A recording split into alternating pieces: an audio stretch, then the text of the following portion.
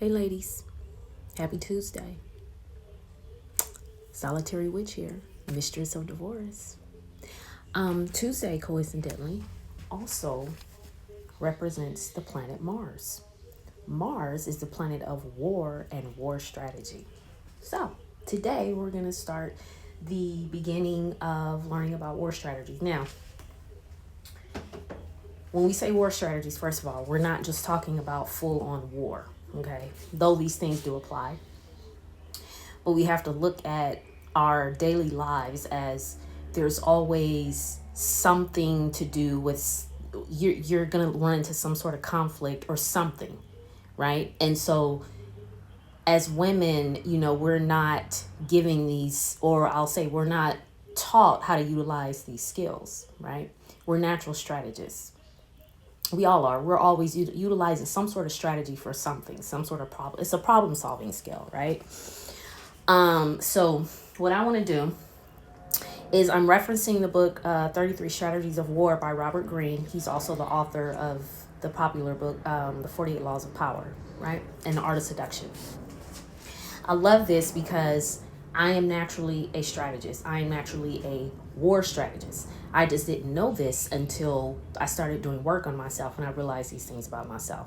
So before I go too much on a tangent, let's get into it. First, real quick though, hit the plus sign, follow, like, comment, all that good stuff. All right. War Strategies 101. I don't know if you guys can see that. It's a little faded. Can you see that? Basically, it says War Strategies 101. The 6 fundamentals. This is part 1 though. We're not going to do all 6 today. We're going to get into the first one, which is, and ladies, especially for you, look at things as they are. Now, ladies, we tend to do this. Can you see it? Look at things as they are. So,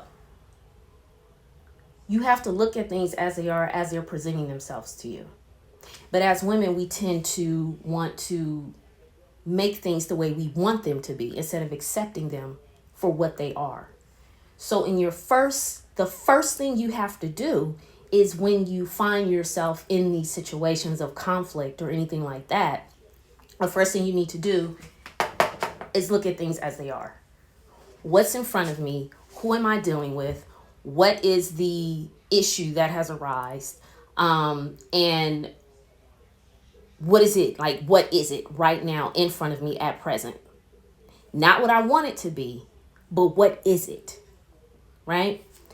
So when you do that, what you're doing is you're taking the emotions out of it. And another thing, they always say, women are so emotional. You're so emotional. Okay, humans are emotional, period. Men and women. So let's just throw all that out the water. It's just that for women, we represent those emotions because we're the nurturers, we're the birthers of life, right? So quite naturally, that emotion is going to be it shows up differently for us, right? It's energy and motion. A lot of times, instead of us taking that energy or that emotion, taking it and transmuting it and creating something that's going to benefit us and those around us, we make decisions based off of it, right? So you don't want to base decisions solely based on your emotions. And this is what women tend to do. This is not a great strategy. This is. Look at things as they are. Take the emotions out of it. Put yourself in the position of the observer so you can see what's in front of you. You can have a bird's eye view. The way Robert Greene talks about it is he uses the example of going further up. So example would be if you know that there's conflict and you're right in the middle of it, it's hard for you to make a decision. So what you do, an example is you climb up to put yourself somewhere high. Let's just use a building, for example. Put yourself on the roof of a building. You can get a bird's eye view of what is going on. And then when you see that, then you can kind of see, okay, if I move over here, then this is going to happen. If I move over here, then that's going to happen. But at least you know what's in front of you. You've accepted this is what it is. Now that I know what it is, now that I've accepted it, what's my next move? Okay? Now, Number two, the next fundamental is, this is a good one. Judge people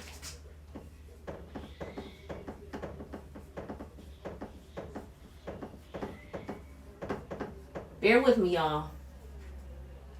Judge people by their actions.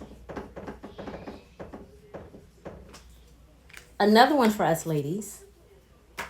We have to judge people by their actions. We get so caught up in these relationships and we're listening to what men are telling us. And they're like, oh, I'm going to do this for you and I'm going to do that for you.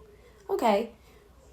But are your actions aligning up with your words? So this goes into conflict, any sort of issue or problem that you find yourself in, right?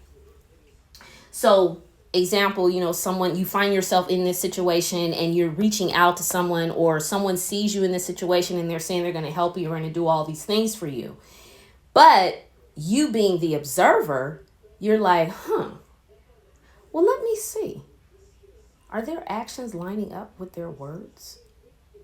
So again, this takes you back to the first part.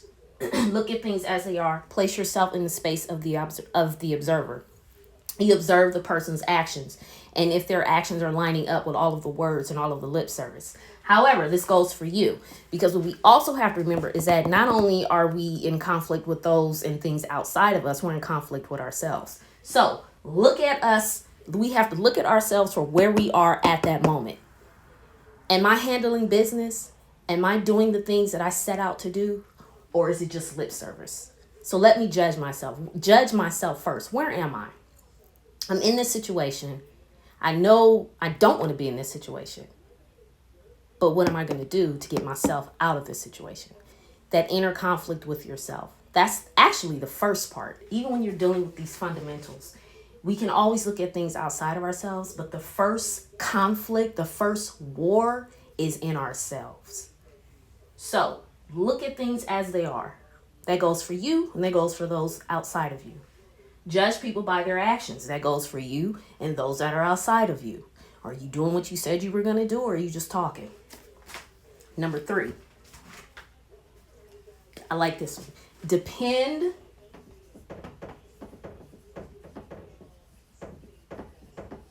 on your own arms. So when we think of arms, we think about arms race, we think of weapons and all of these things. These things have to do with war.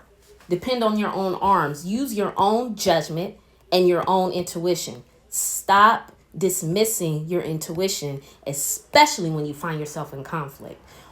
Once you've looked at things as they are, as the observer, once you've judged people and yourself by your own actions, then you depend on your own intuition and your own intellect.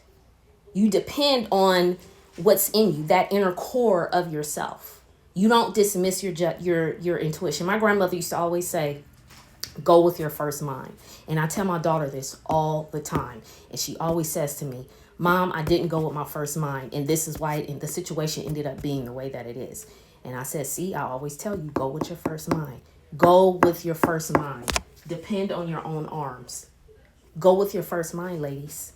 If you see the red flags, go with that. Don't ignore it. This is why y'all find yourself in the situations you don't want to be in. So the 3 fundamentals: look at things as they are, acceptance, judge people by their actions, depend on your own arms. But remember, when you're dealing with war strategies, the first war is the one that you have to fight within. And you can utilize these 3 fundamentals to do that. Next week, we'll go into the next 3. Okay, I hope this helps. And I'll see y'all in TikTok land. Deuces.